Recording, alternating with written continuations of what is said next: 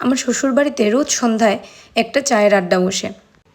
সেই চায়ের আড্ডাতে থাকেন আমার শ্বশুরমশাই তো অবশ্যই, সাথে জ্যাঠা শ্বশুর, কাকা শ্বশুর, আর কোনো দিন আমার মাসি শাশুড়ি।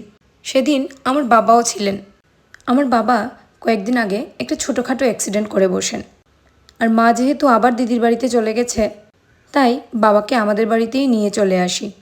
আমার শ্বশুরমশাই, শাশুড়ি মা, ওরা সবাই বলছিলেন যে তোর বাবাকে আমাদের এখানে নিয়ে চলে আয়, একা একা থাকবে বাড়িতে, যদি শরীর খারাপ লাগে। যদিও বাবার তেমন কোনো একটা ক্ষতি হয়নি, তারপরও এখন তো বয়স হয়েছে, বলা তো যায় না। তাই সেদিন বাবা আমার শ্বশুরবাড়িতে থেকেই গিয়েছিল। পরের দিন মা ফিরে না আসায় বাবাকে আবার জোর করে আমাদের এখানে রেখে দিই। আমি রোজ সন্ধ্যায় বাড়িতে আসতে আসতে আমাদের বাড়ির সবার চা খাওয়া শেষ হয়ে যায়। তো কারোর জন্য যে কিছু বানাবো সেটার আর কোনো উপায় থাকে না। আগে তো জানেন ছোট বাচ্চা নিয়ে পারতাম না, এখন যেহেতু মেয়ে একটু বড় হয়েছে, তাই যখন যা ইচ্ছা হয় সেটা নিজেই বানিয়ে খেয়ে নিই। বিয়ের পর প্রথম তো জানেন বর না খেলে কিছুই খেতাম না। এখনও প্রায় সময় করে থাকি, তবে এখন একটু নিজের চিন্তাও করি।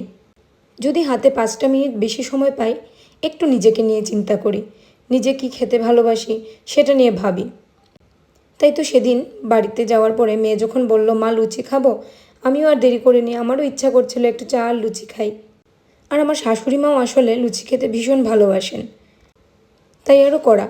কিন্তু দুর্ভাগ্যক্রমে ওই দিন ওনার শরীরটা খুব খারাপ ছিল। উনি বলছিলেন আজকে আর খাই না, তুই একাই খেয়ে নে।